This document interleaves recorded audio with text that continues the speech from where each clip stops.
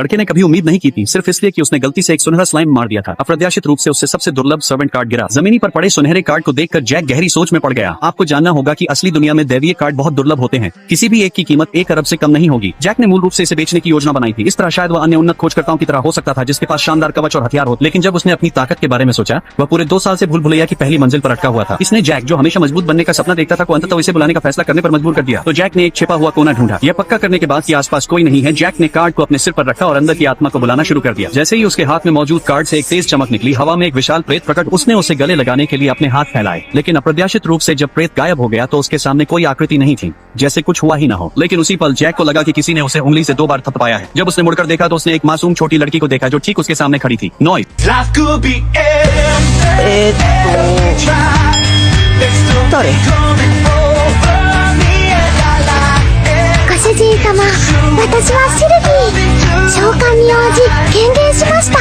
बहुत प्यारी लग रही थी। इसने तुरंत जैक के सपने को चकनाचूर कर दिया। अगर उसे पता होता कि वह ऐसी छोटी लड़की को बुलाएगा तो वह नए सामान के लिए कार्ड बेच देता। लेकिन चूंकि वह उसे पहले ही बुला चुका था, जैक केवल वास्तविकता को स्वीकार कर सकता और उसने पैसों के लिए राक्षसों से लड़ने के लिए हिल्फी को ले जाने का फैसला किया। लेकिन तभी हिल्फी ने अचानक उसे बताया कि पास में एक स्लाइम है। वह बोलते बोलते जैक को एक कोने में खींच ले गई। यह देखकर जैक मूल रूप से उसे कीटनाशक से मारकर खत्म करना चाहता था, लेकिन वह हिल्फी की युद्ध शक्ति के बारे में उत्सुक था और पूछा कि क्या वह स्लाइम को मार सकती है। हिल्फी ने कहा कोई बात नहीं। फिर उसने बिजली का एक बोल्ट छोड़ा, जिससे स्लाइम तुरंत मर गया। जैक मौके पर ही हक्का बक्का रह गया। तभी उसने ध्यान दिया कि उसकी युद्ध शक्ति 160 थी, जो उसकी अपनी शक्ति से 17 गुना थी। एकमात्र कमी यह थी कि जादू का उपयोग करने के बाद हिल्फी बहुत भूखी हो जाती थी। हालांकि एक मैजिक कोर खाने से ऊर्जा बहाल हो सकती है। इसने लाभ को रद्द कर दिया, जिससे कुछ भी कमाया नहीं गया। तो इस पर विचार करने के बाद जैक ने फैसला किया कि हिल्फी स्लाइम्स को ट्रैक करेगी और वह उन्हें कीटनाशक से खत्म कर देगा। निश्चित रूप से योजना एकदम सही थी। आमतौर पर वह एक दिन में केवल 2 या 3 ही ढूंढ पाता था, लेकिन थोड़े ही समय में उसने 1 सप्ताह के बराबर मार डाले। उसका स्तर सीधे 4 तक बढ़ गया और उसने स्लाइम किलर की उपाधि अर्जित की। इसका प्रभाव यह था कि स्लाइम से लड़ते समय सभी विशेषताएं 50% बढ़ जाती थी। एक व्यस्त दिन के बाद जैक घर जाने के लिए तैयार। तो हिल्फी को कार्ड में वापस बुलाने के बाद जैक फिर आज जमा किए गए मैजिक कोर को पैसे के लिए बेचने ले गया। अप्रत्याशित रूप से जब वह गया तो उसने सीधे एक ही दिन में सबसे अधिक स्लाइम्स को हराने का रिकॉर्ड तोड़ दिया